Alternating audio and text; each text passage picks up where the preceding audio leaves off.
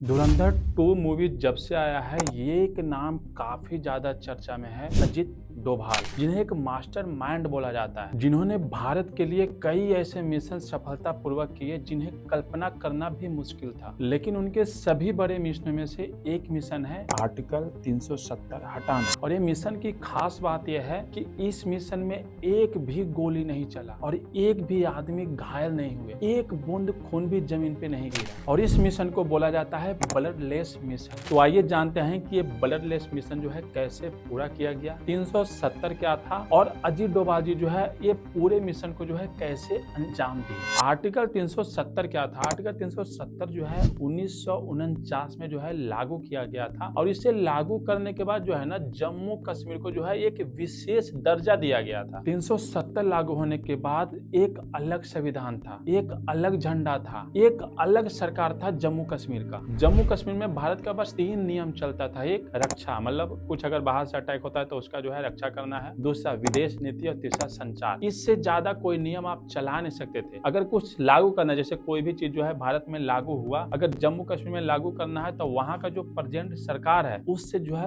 Approval लेना पड़ता था। और अगर आम आदमी का बात करें जो दिल्ली, पंजाब या हरियाणा से जो है जम्मू कश्मीर में कोई काम करने के लिए गए हैं तो वहां जो है जमीन नहीं खरीद सकते हैं। कोई कंपनी के लिए भी जमीन नहीं खरीद सकते हैं। अगर उनका कोई बच्चा है वो फॉर्म भर रहा है एज ए सरकारी जॉब के लिए तो वहां जो है अप्लाई नहीं कर सकता है और कोई स्कॉलरशिप भी उनके बच्चे को नहीं मिलेगा। और अगर वोट डालने की बात करें तो राज्यसभा का जो है वोट नहीं डाल सकते हैं, लेकिन लोकसभा का जो है डाल सकते हैं। मतलब जम्मू कश्मीर जो है एक भारत का हिस्सा तो था, लेकिन हिस्सा रहते हुए भी वो भारत का नहीं था। अब आर्टिकल 370 हटाना है, आप भी यही सोच रहे होंगे कि हटा दो, लेकिन इसे हटाना मुश्किल, मतलब हटा ही नहीं सकते हैं आप, क्योंकि इसका जो रूल था कि जम्मू कश्मीर का मौजूदा सीएम और वहां के संविधान सभा अगर दोनों अप्रूवल दे देंगे ना तब जाकर के जो है आर्टिकल 370 हट जाता। लेकिन प्रॉब्लम ये था 1951 में संविधान बनाया गया, 1956 में जो है राज्य किस तरीके से जम्मू कश्मीर को चलाना है उसका जो है कुछ नियम बनाया गया और वहां के जो संविधान सभा के जो लोग थे वो डिसाइड किए कि अब इसका तो कोई काम है नहीं, तो इसे जो है 1957 में खत्म ही कर दिए, मतलब भंग भी कर दिए। और उसी टाइम जो है 1957 में विधानसभा भी बना था। अब आर्टिकल 370 की अनुच्छेद 3 में लिखा हुआ था कि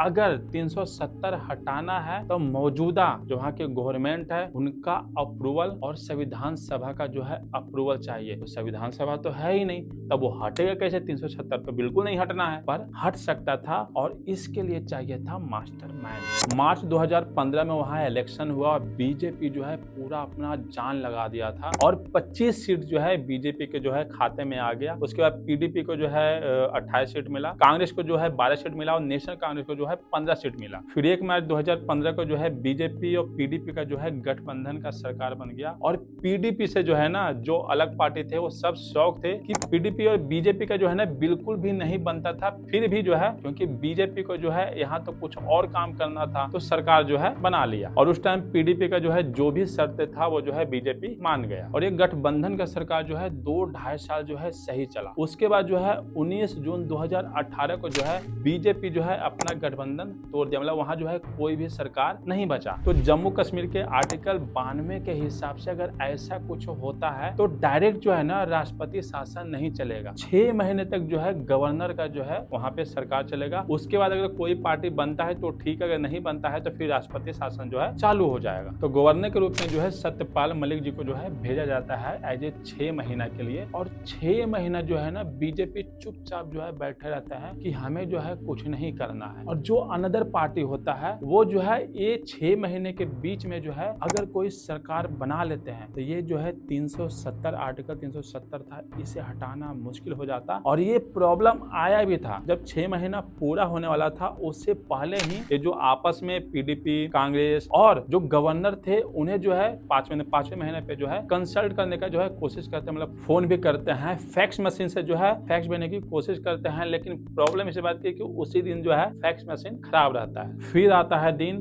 20 दिसंबर 2018, ये जो दिन है 6 महीना जो है पूरा हो गया था और विपक्ष पार्टी का जो है कोई भी पार्टी नहीं बन पाया था। और 19 दिसंबर 2018 को ही राष्ट्रपति जी जो है एक नोटिफिकेशन जारी किए थे और नोटिफिकेशन में ये लिखा हुआ था कि जो वहाँ के गवर्नर हैं वही जो है वहाँ के सरकार चलाएंगे। मतलब राष्ट्रपति शासन चालू होने के बाद जो है खुद राष्ट्रपति जाकर के जो है राज को नहीं चलाते हैं, वो किन्हीं को भी चुन सकते हैं। तो वो जो है चुने थे सत्यपाल मलिक जी को। तो अब जो है सत्यपाल मलिक जी के हाथ में जो है पूरा पावर आ जाता है। और अब आता है कहानी में ट्विस्ट, क्योंकि अब जो होने वाला था उससे जो है काफी ज्यादा दंगा होने वाला था। और ये दंगे को संभालने के लिए जो है पूरा जिम्मेदारी दिया जाता है अजित डोभाल जी को। क्योंकि 2008 में जो है एक दंगा हुआ था अमरनाथ भूमि विवाद। इसमें क्या हुआ था कि 100 एकड़ जमीन जो है ना अमरनाथ साईं बोर्ड को जो है दे दिया गया था ये दान में। और सरकार जो था वो पीडीपी और कांग्रेस का जो है गठबंधन का सरकार था। और 100 एकड़ जमीन देने के बाद जो है ना जो वहाँ के लोग थे, जो वहाँ की पार्टियां थी, उन्हें लगा जो है ना यहाँ पर जो है गैर मुस्लिम का जो है बसावा दिया जाएगा, जिसके कारण जो है वहाँ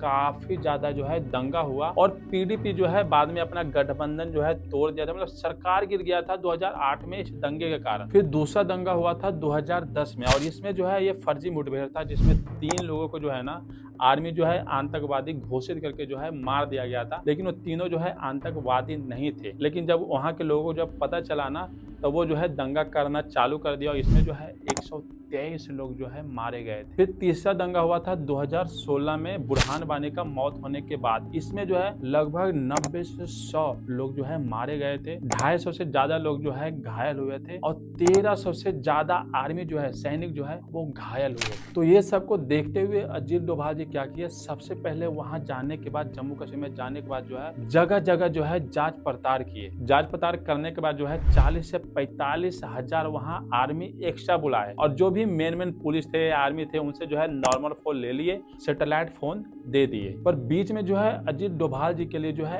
एक प्रॉब्लम और था, वो था अमरनाथ यात्रा। और जो डेट फिक्स किया गया था 370 हटाने का, वो 5 अगस्त 2019 को। तो 2 अगस्त 2019 को जो है एक एडवाइजरी जो है जारी किया गया, क्योंकि जो फिक्स टाइम है 370 हटाने का, जो फिक्स टाइम है वो 5 अगस्त है। तो 2 अगस्त को जो है एक एडवाइजरी जारी किया गया कि जितने भी लोग अमरनाथ यात्रा में जा रहे हैं वो जो है बंद कर दिया गया है, वो नहीं जाया जाएगा। और जितने लोग जम्मू कश्मीर में आ रखे हैं यात्रा पे जाने के लिए, वो सब जम्मू कश्मीर को छोड़ करके चले जाएं। और जब ये एडवाइजरी जारी हुआ ना, उसके बाद जो वहाँ के पार्टी थे, वहाँ के जो अन्य लोग थे, उन्हें जो है समझ में आने लगा था कि कुछ जो है बड़ा होने वाला है। क्योंकि जम्मू कश्मीर में जो है 45 से 50 हजार एक्स्ट्रा सैनिक भी बुला दिया गया था। और इधर जो अमरनाथ यात्रा है इस पे भी रोक लगा दिया गया। और अगर सैनिक की संख्या की बात किया जाए तो कुल मिलाकर के जो भी बाहर से आया था, कुछ जो है 40 हजार जो है लगभग ये जो अमरनाथ यात्रा जो चालू होने वाला था तो उसके जो है रास्ते में लगाए गए थे। तो कुल मिलाकर जो है 1,20,000 सैनिक वहाँ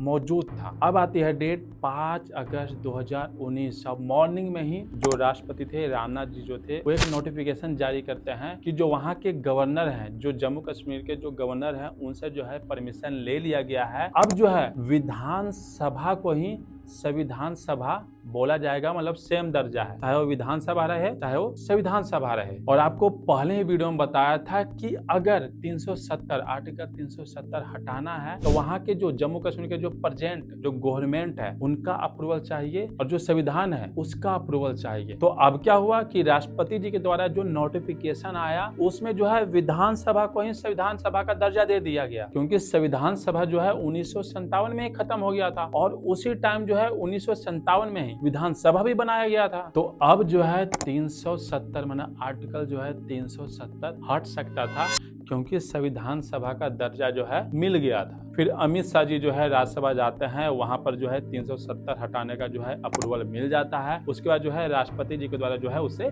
पास कर दिया जाता है। फिर उसी दिन 5 अगस्त 2019 को जो है अजित डोभाल जी जो है जम्मू कश्मीर पहुंचते हैं, और 11 दिन तक वहीं रहते हैं, और हर एक चीज पे जो है नजर गराए रखते हैं कि कहीं कुछ दंगा तो नहीं हो रहा। मतलब हर एक चीज जो है कंट्रोल में रखते हैं। और इस मिशन में जो है सैनिक एक भी गोली नहीं चलाता है। मतलब ये पूरा मिशन जो है अजित डोभाल जी के द्वारा जो है पूरा शांतिपूर्ण जो है सफल होता है। और अब जम्मू कश्मीर में जो है वो हर एक नियम चालू होगा, वो हर एक नियम लागू किया जाएगा जो भारत में लागू होता है, और वो तुरंत जो है जम्मू कश्मीर में लागू होगा। चाहे कुछ भी होना हो, अगर आपको जमीन लेना है, आपका बच्चा अगर पढ़ाई कर रहा है तो स्कॉलरशिप लेना है, अब जो है सब कुछ मिलेगा। फिल्म धुरंधर जैसे किरदार जो है एक काल्पनिक होता है, लेकिन अजित डोभाल जी जो है एक रियल असली में धुरंधर है। और ऐसे धुरंधर धुरंधर हैं कि एक भी गोली नहीं चली, एक भी जान नहीं गया, एक बूंद खून जमीन पे नहीं गिरा और पूरा इतिहास चेंज हो गया। तो ये था आर्टिकल 370 हटाने का